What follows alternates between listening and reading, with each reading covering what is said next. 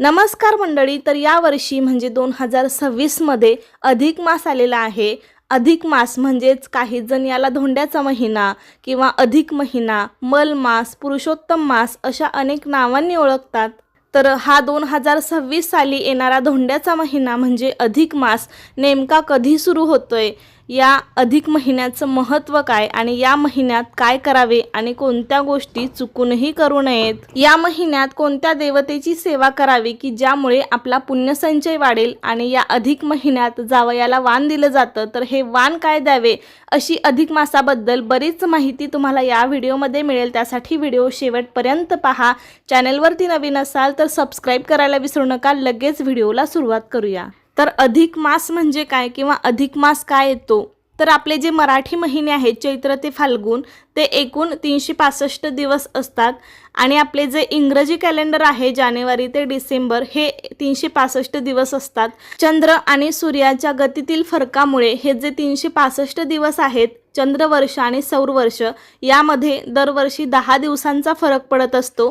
त्यामुळे प्रत्येक 3 वर्षांनंतर हा जो फरक आहे याचा ताळमेळ घालण्यासाठी प्रत्येक वर्षांचा 10 दिवसाचा फरक म्हणजे असे 3 वर्षाचे 30 दिवस असा मिळून अधिक मास धरून हा ताळमेळ घातला जातो। तर असा हा अधिक मास येतो। वर्षभरामध्ये कोणत्याही महिन्यामध्ये अधिक मास येऊ शकतो। तर यावर्षी अधिक मास आला आहे मे महिन्यात आणि मराठी महिन्यामध्ये ज्येष्ठ महिन्यात। तर आता अधिक मास कधी सुरू होतोय, तर 17 मे 2026 रोजी अधिक मास सुरू होईल आणि 15 जून 2026 रोजी अधिक मासाची समाप्ती होईल। म्हणजे 17 मे ते 15 जून 2026 या दरम्यान यावर्षी अधिक मास आलेला आहे। 17 मे 2026 रोजी जो ज्येष्ठ महिना सुरू होतोय तो अधिक ज्येष्ठ महिना असणार आहे। त्यामुळे आपला जो मुख्य ज्येष्ठ महिना आहे दरवर्षी येणारा तो सुरू होईल 16 जून रोजी आणि संपेल 14 जुलै रोजी। आता अधिक महिन्यामध्ये काय करावे, तर अधिक मासाला ना पुरुषोत्तम मास असं पण म्हणतात, कारण भगवान विष्णूंच्या कोणत्याही रूपाची पूजा, सेवा, आराधना या महिन्यामध्ये अवश्य करावी। कारण यामागे ना एक पौराणिक कथा आहे। जेव्हा या महिन्याची निर्मिती झाली तेव्हा कोणत्याही देवांनी त्याचा स्वीकार केला नाही। मग काय दुःखी कष्टी झालेला मलमास भगवान श्रीकृष्णांकडे गेला। भगवान श्रीकृष्ण म्हणजे श्री विष्णूंचाच एक अवतार। अधिक मासाचे दुःख ऐकून त्यांनी पुरुषोत्तम अशी पदवी अधिक मासाला बहाल केली। तेव्हापासून अधिक मासाला पुरुषोत्तम मास असेही म्हणतात आणि भगवान श्री विष्णू यांच्या आशीर्वादामुळे तसेच पुरुषोत्तम या नावामुळे इतर 12 महिन्यांपेक्षा तो अधिक तेजस्वी झाला।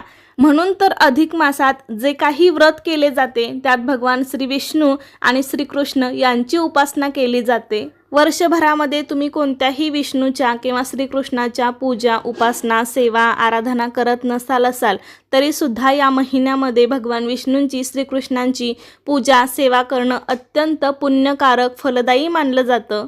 काही जण अधिक महिन्यामध्ये उपवास करतात, तर ज्यांना शक्य असेल त्यांनी नक्कीच करावं।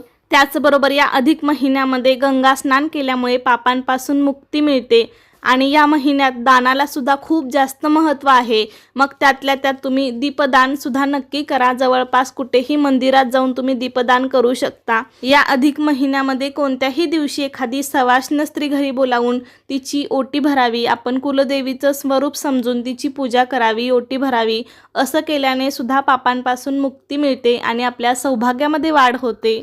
तसेच या महिन्यामध्ये शक्य झालं तर दररोज गाईला घास द्यावा किंवा दररोज जमणार नसेल तरी एकदा तरी का होईना गाईचे पूजन करा, गाईला गोग्रास द्यावा। तसेच या अधिक महिन्यामध्ये ओटी भरणं सुद्धा खूप शुभ मानलं जातं। त्यामुळे विवाहित मुलीने आपल्या आईची किंवा सासूची ओटी या अधिक मासामध्ये नक्की भरावी, ते अत्यंत शुभ मानलं जातं। इतर वेळेला आपण आईची किंवा सासूची ओटी भरत नाही, मात्र अधिक मासामध्ये अशा प्रकारे ओटी भरणं अत्यंत फलदायी मानलं जातं।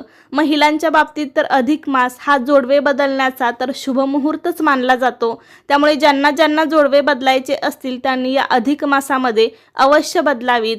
त्याचबरोबर तुम्हाला नवीन देवांची स्थापना करायची असेल, म्हणजे तुम्हाला एखाद्या मूर्तीची स्थापना करायची असेल, फोटोची किंवा देवांचा टाक असेल, तर त्याची देखील पूजा, प्रतिष्ठापना तुम्ही या महिन्यामध्ये करू शकता। आणि त्याचबरोबर सर्वात महत्त्वाचं म्हणजे या अधिक महिन्यात दिलं जाणारं जावयाला धोंड्याचं वाण। जावयाला या महिन्यामध्ये वाण देणं अत्यंत शुभ मानलं जातं. साक्षात भगवान विष्णूंचं नारायणाचं रूप मानून जावयाला आपल्या घरी बोलावून आमंत्रित करून त्या जावयांचं पूजन केलं जातं. सासू सासरे त्यांची पूजा करतात, त्यांचा सन्मान केला जातो, मानपान करतात. त्यांना चांदीचं निरांजन, चांदीचं ताट, ताम्हण सोबत हा 33 दिवसांचा महिना असतो म्हणून 33 अनारसे किंवा 33 जाळीदार कोणतेही पदार्थ, मग त्यामध्ये बत्तासे असतील किंवा काही जण खारीक, फळे हे पण देतात. सोबतच आहेर वगैरे या सगळ्या गोष्टी आपल्याला जे जे शक्य आहे तर त्यांना देऊन नक्कीच त्यांचा मानपान करावा आणि सोबत धोंडा नावाचा जो पदार्थ आहे तो देखील त्यांना खाऊ घालावा. असं केल्यास प्रत्यक्ष नारायणाला आपण नैवेद्य दाखवल्याचं पुण्य आपल्याला प्राप्त होतं. तर अशा प्रकारे या अधिक मासामध्ये तुम्ही सुद्धा जावयाचा असा मानपान नक्की करा आणि सोबतच आपल्या मुलीला लक्ष्मी समजून तिची देखील पूजा करा, तिची देखील ओटी भरा. त्यामुळे आपल्याला नक्कीच साक्षात विष्णू आणि माता लक्ष्मीचं पूजन केल्याचं पुण्य नक्कीच मिळेल. तर अशा या अधिक मासात काही गोष्टी करणं अत्यंत पुण्यफलदायी मानलं जातं, पण अशाही काही गोष्टी आहेत की या अधिक मासामध्ये आपल्याला चुकूनही करायच्या नाहीत. तर अधिक मासामध्ये आपल्याला कुठल्याही प्रकारचं मंगल कार्य, वास्तू खरेदी, वास्तुशांती, लग्न, मुंज इत्यादी शुभ कार्ये अजिबात करू नका. त्याबरोबरच नवीन व्यवसायाला जर सुरुवात करायची असेल, वाहन खरेदी करायची असेल, गृहप्रवेश करायचा असेल तर या सर्व गोष्टी आपण या महिन्यामध्ये करणं टाळाव्या. कारण असे काही कार्य किंवा असे काही शुभ कार्य जर केले तर आपल्याला त्याचे अपेक्षित फळ मिळणार नाही. मग या व्यतिरिक्त आपण या महिन्यामध्ये काय करू शकतो तर अधिक मास हा 3 वर्षातून एकदा येणारा महिना असतो. हा महिना 30 किंवा 33 दिवसांचा असतो. या महिन्यात आपण आपले पुण्य मात्र नक्कीच वाढवू शकतो. भगवान विष्णूंची जास्तीत जास्त तुम्ही सेवा करा. त्यातल्या त्यात विष्णू सहस्त्रनामाचे आपण या महिन्यामध्ये रोज पठण करावे किंवा श्रवण करावे. ते अतिशय पुण्यफलदायी मानलं जातं. त्यासोबतच मग तुम्ही गुरुचरित्राचे पारायण करू शकता, नवनाथ भक्तिसार या ग्रंथाचे पारायण करू शकता, व्यंकटेश स्तोत्राचं पठण करू शकता, विष्णूंचा मंत्र ओम नमो भगवते वासुदेवाय नमहा या मंत्राचा जप करू शकता, विष्णू गायत्री मंत्राचं पठण करावं किंवा श्रवण करावं. सोबत कुलदेवाची सेवाही करावी. नवार्णव मंत्राचं पठण करावं. श्री स्वामी समर्थ हा स्वामींचा मंत्र तुम्ही म्हणू शकता. सोबतच या महिन्यामध्ये दानाचं सुद्धा खूप महत्त्व सांगितलेलं आहे. त्यामुळे अधिक मासात जेवढे शक्य होईल तेवढे दान नक्की करावे.